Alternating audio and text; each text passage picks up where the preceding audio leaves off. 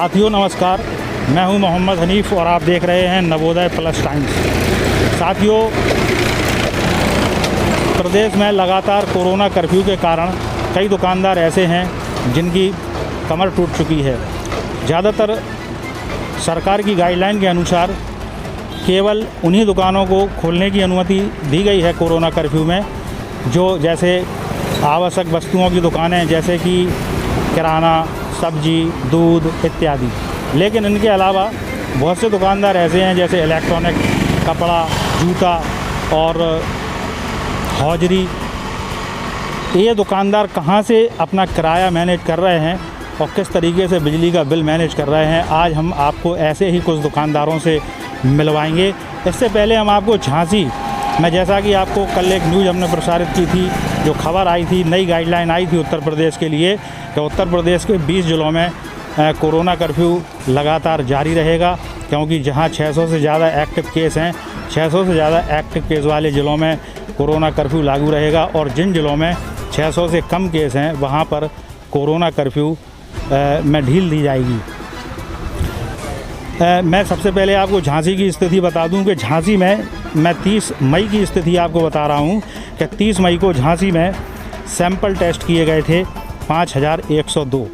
5102 में जो रिज़ल्ट आया था उसमें 18 पॉजिटिव केस थे और अभी वर्तमान में झांसी में 859 एक्टिव केस हैं कोरोना के और झांसी का जो रिकवरी रेट है वो 96.02 है। तो जैसे ही झांसी में 859 के बाद मामले कम होना शुरू होंगे और 600 से नीचे जैसे ही ये ग्राफ पहुंचेगा, तब झांसी के लिए नई गाइडलाइन आएगी। तो ये थी झांसी की स्थिति और मैं इस समय खड़ा हूँ बबीना कस्बे में, जहाँ कुछ दुकानदारों का कहना है कि उनको किराया मैनेज करने में बड़ी दिक्कतें हो रही हैं। तो ऐसे ही कुछ दुकानदारों से आज हम आपको मिलवाएंगे। तो आइए चलते हैं अब हम आपको उन दुकानदारों से मिलवाने के लिए। तो हम आ गए हैं एक मोबाइल शॉप के पास, एक मोबाइल के दुकानदार के पास, जहां मोबाइल के दुकानदार हमारे साथ मौजूद हैं। आपका नाम क्या है? मनोज साहू। क्या कारोबार करते हैं आप? सर मेरा मोबाइल का है, इलेक्ट्रॉनिक्स का बिजनेस है। तो ये कोरोना कर्फ्यू का आपकी दुकानदारी पे किस प्रकार का प्रभाव पड़ा है, कुछ बताएंगे? सर प्रभाव तो बहुत सारा पड़ा हुआ है। अब आप देख रहे हैं अगले 1 महीने से पूरी दुकानें बंद हैं। अब मेरे पास 15 लोगों का स्टाफ है, तो स्टाफ की सैलरी तो देनी होगी। दुकान का किराया है वो भी चल रहा है कंटिन्यू, वो तो रनिंग में है ही। बिजली का बिल है वो भी कंटिन्यू है, तो ये तो सब चल ही रहा है। तो फिर आप कैसे मैनेज कर रहे हो ये सब चीज़ें?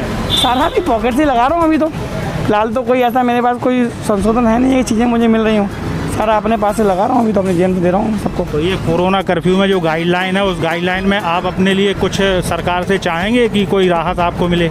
जी मैं चाहूँगा कि कोई टाइमिंग हमें मिले कि इस टाइमिंग में हम अपनी दुकान खोल सकें। मतलब हफ्ते में अगर 5 दिन की गाइडलाइन है पूरी दुकानें खोलने की, तो हमें भी 2-3 दिन की गाइडलाइन मिलेगी, जिससे हम अपना थोड़ा स्टाफ का मैनेज कर सकें। कोई भी टाइमिंग हो उस टाइमिंग के हिसाब से खोल सकें। अब हम ले चलते हैं आपको एक दूसरे दुकानदार के पास, जहां उसकी भी आपको मन की बता हम आपको सुनवाएंगे। एक फ़ोटोग्राफ़र की दुकान पर इस समय हम खड़े हुए हैं, तो हम उनसे जानना चाहेंगे आपको ये कोरोना कर्फ्यू से किस किस तरह की परेशानियां हैं और आप क्या चाहते हैं सरकार से? सरकार से चाहते तो बहुत कुछ हैं, हम लोगों को कोई भी राहत नहीं मिली। ना तो हमें बिजली के बिल में राहत हुई, ना ही बच्चों की फ़ीस में राहत हुई, ना ही कोई हमें सहयोग मिला है। वैसे सरकारी गाइडलाइंस है उसका पालन तो किया जा रहा है, लेकिन हमारी मांग यही है कि अब तो काफ़ी समय हो गया, हमारे इधर भी केस बहुत कम हो गए और हम लोगों की दुकान भी खुलवाई जाए। जैसा कि गाइडलाइन में 600 से कम जिन ज़िलों में केस हैं वहाँ पर कोरोना कर्फ्यू में राहत दी गई है। अपने झांसी ज़िले में अगर कल की बात करें 30 मई की, तो 859 पॉजिटिव केस हैं। इसके बाद जब ग्राफ कम होगा तब यहाँ भी छूट मिल सकती है। तो और क्या कहना चाहेंगे आप हमारे चैनल के माध्यम से, सरकार से किस तरह की आप मांग करना चाहेंगे? नहीं, आप कोई नई गाइडलाइंस करके देखो, 600 और 800 में कोई ज़्यादा फ़र्क नहीं है, लेकिन नई गाइडलाइंस करके कुछ हम लोगों को राहत दी जा सकती है। एक दिन छोड़ के एक दिन भी दी जा सकती थी कि कुछ खर्चा चले, लेकिन हम लोगों का तो खर्चा ही नहीं चल रहा, कहाँ से क्या करेंगे, बच्चे कैसे पालेंगे? अभी आप अपनी दुकान का किराया और बिजली का बिल किस प्रकार मैनेज कर रहे हैं? जेब से लगा रहे। जो दुकानदार तो किराया छोड़ता नहीं है और बिजली का बिल गवर्नमेंट नहीं छोड़ रही और बच्चों की पढ़ाई की फीस स्कूल नहीं छोड़ रहा है। कहीं सरकार ने कहीं किसी मदद नहीं की इस मामले में। तो अभी तो स्कूल बंद चल रहे हैं, आप फीस की कैसे बात कर रहे हो? ऑनलाइन फ़ीस तो उनकी चालू है, लास्ट में पूरी ले लेते हैं वो। स्कूल कैसे ही बंद चले, उन्हें 12 महीने की पूरी फ़ीस लेनी है, और जो हमने दी है पिछली साल दी है। चलिए अब हम मिलवाते हैं आपको कुछ कपड़ा के दुकानदारों से, कुछ जूता चप्पल के दुकानदारों से और कुछ इलेक्ट्रॉनिक्स के दुकानदारों से जिनकी दुकानें निरंतर इस कोरोना काल में बंद चली आ रही हैं। ऐसे लोगों से भी हम आपकी मुलाकात कराते हैं। अब हम आ गए हैं जूता चप्पल के व्यापारी, एक बाटा की दुकान है बबीना में जो काफ़ी फेमस है। मैं उनसे जानना चाहूँगा, आपका जो कोरोना कर्फ्यू में लगातार दुकान बंद चली आ रही है, तो इससे आपकी दुकानदारी पर क्या प्रभाव पड़ा है और आप किस तरीके से किराया और बिजली का बिल वगैरह वगैरह ये सब चीज़ें, खर्चे जो हैं वो कैसे मैनेज कर रहे हैं आप? इस बार तो बहुत इतनी समस्या रही है कि हम लोग स्टाफ की तनख्वाह नहीं निकाल पा रहे, बिजली का बिल निकालने में परेशानी हो रही है। पूरा 1 महीना निकल गया है, ना तो कोई अर्निंग है ना कोई कमाई है। तो इससे तो सरकार से ये है कि कोई इसमें छूट दे दें, जैसे किसानों को राहत देते हैं, व्यापारियों को कोई राहत दें, जिससे हम लोग अपना जीवन निर्वाह कर सकें। बहुत सी ऐसी समस्याएं आ रही हैं जिससे काम नहीं हो पा रहे हैं। जैसे सरकार ने रेहड़ी वालों के लिए 1000 रुपये भत्ता देने की बात कही है, मज़दूरों के लिए भी कुछ देने का कहा है, ऐसा कुछ आप भी चाहते हैं? हम भी चाहते हैं कि हमारा कुछ कंसेशन हो, टैक्स में रिबेट हो, या बिजली का बिल माफ़ हो, या कुछ ऐसी सुविधाएं दे सके जिससे हम स्टाफ का खर्चा ही निकाल लें, अपना ना निकाल सके तो कम से कम जो हमारे यहाँ कार्यकर्ता काम कर रहे हैं उनका काम निकलता रहे। सरकार से यही गुजारिश है कि कुछ तो सहूलियत दें, जैसे किसानों को देते हैं सब्सिडी के तौर पे, दुकानदारों को भी कुछ दें। जैसे कोरोना कर्फ्यू में कुछ दुकानें खुलने के आदेश सरकार ने किए हैं आवश्यक वस्तुओं के, ऐसा कुछ आप चाहेंगे कि कुछ 1-2 दिन के लिए आपको भी, आपकी भी दुकान खुलने का कुछ देना चाहिए, तभी तो हम अपना जीवन चला पाएंगे। व्यवस्थाएं इतनी गड़बड़ है कि खाने पीने से लेकर हर चीज़ महंगाई हो रही है, कमाई कुछ है नहीं, तो व्यवस्थाएं कैसे बनेंगी? बच्चे हमारे भी हैं, उनकी फीसें भी भरनी है स्कूल की, सब काम रुके पड़े हैं। व्यापार तो खुलना बहुत ज़रूरी है।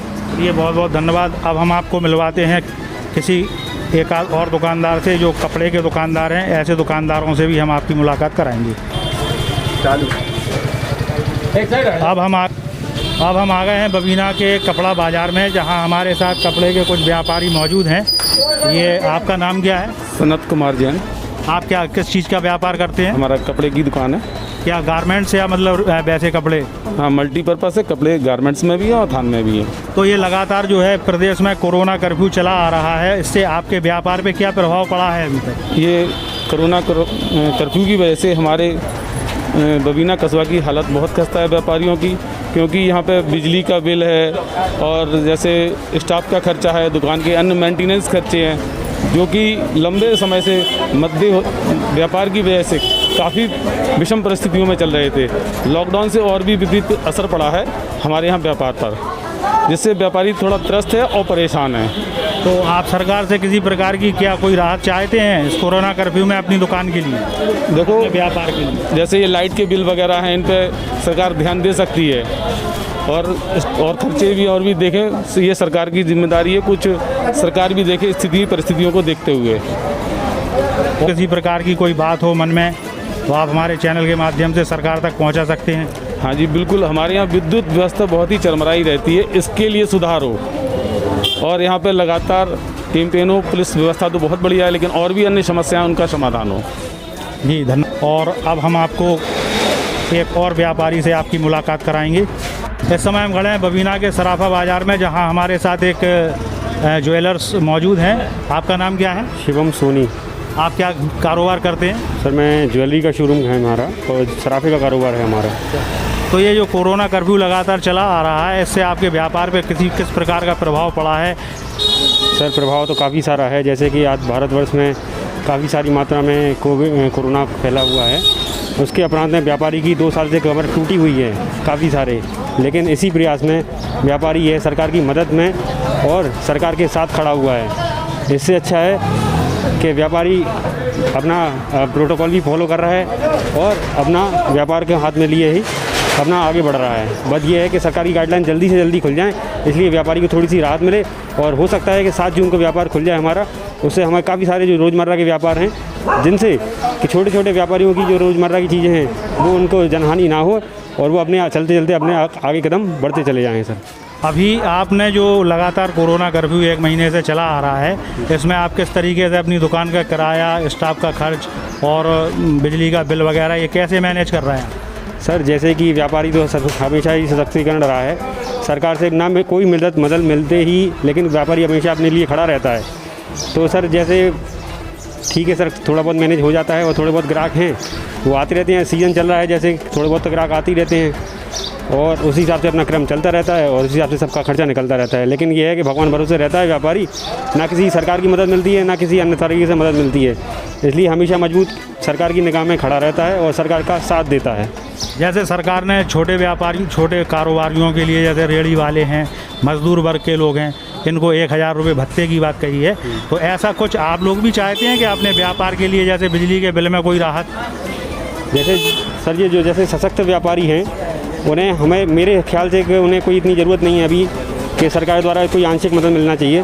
हाँ, जिनके कोरोना काल में इनके माता पिता गुजर गए हों और जिनका व्यापार उन्हीं के माँ बाप जो अपने बच्चों को उसी रेहड़ी के द्वारा ही पालते थे, हाँ हम उनकी मांग करते हैं कि हाँ सरकार द्वारा उनको मुआवजा मिलना चाहिए जो अपने बच्चों को छोड़ चुके हैं कोरोना काल के द्वारा, और वो उस राशि से अपना दोबारा व्यापार शुरू करते हैं, उनके बच्चे द्वारा व्यापार शुरू कर सकें, ये हम कह सकते हैं। जी सोनी जी, बहुत बहुत धन्यवाद। तो अभी हमने आपको दिखाया बबीना के तमाम कई तरह के व्यापारियों से आपकी मुलाकात करवाई, मोबाइल वालों से मुलाकात करवाई, इलेक्ट्रॉनिक वालों से मिलवाया, कपड़ा वालों से मिलवाया, जूता चप्पल के दुकानदारों से आपकी मुलाकात करवाई और सराफा बाज़ार में ज्वेलर्स के दुकानदारों से आपकी बात करवाई। तो निचोड़ इसका ये निकला है, प्रत्येक दुकानदार जो अनावश्यक वस्तु अधिनियम के अंतर्गत जो दुकानें आती हैं, जो कोरोना कर्फ्यू में जिनके लिए बंद रखने के आदेश सरकार ने दिए थे, ऐसे दुकानदार अपनी दुकान के स्टाफ का, अपनी दुकान के किराए का और बिजली के बिल को किस तरीके से मैनेज कर रहे हैं, तो ऐसे दुकानदार भी राहत की कुछ उम्मीद सरकार से लगाए हुए हैं।